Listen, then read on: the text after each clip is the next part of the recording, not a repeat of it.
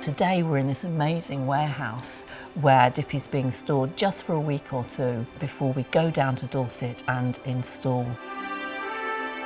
I can't believe it was almost a year ago that we took Dippy down from Hinsey Hall. Since that time, Dippy's been in Canada and had the new armature made, and we're really excited because it's just come back to the UK now. And so what we're doing here today is we're looking into all of the crates where the parts of Dippy are, and we're just checking over the condition so that we can make sure we don't have any issues that we're unaware of. Yes. Go. Maybe, Wow. maybe.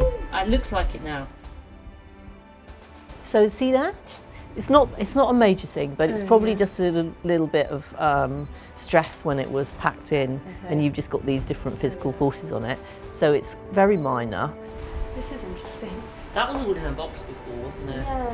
We've checked all of the crates that have actually got parts of the skeleton in. Conditions mainly okay. There's one or two things that we need to deal with, but we can build that into the planning when we do the install now. So we're going to be putting the crates back together and then down to Dorset.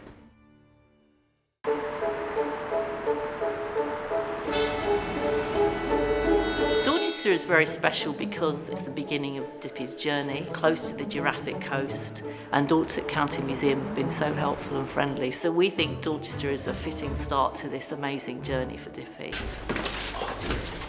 It's a large 25-metre long skeleton. Some parts are very heavy, and the venue here, like some of the other venues we're going to be installing Dippy in, has its own unique set of challenges. It's an amazing space, but Dippy is quite large in this space, and we have to really consider what we're doing. Heavy lifting equipment, making sure every piece is checked over, that we've got all of the pieces and that we're putting them on in the right order. There's lots of things to think about. It's a bit like a giant heavy Meccano set. So you start with the back legs, and then you put the pelvis on, and then the challenge comes when you put all the vertebrae on that join the pelvis to the front legs. You have to almost do that in one, so one piece is needed for the next piece to happen.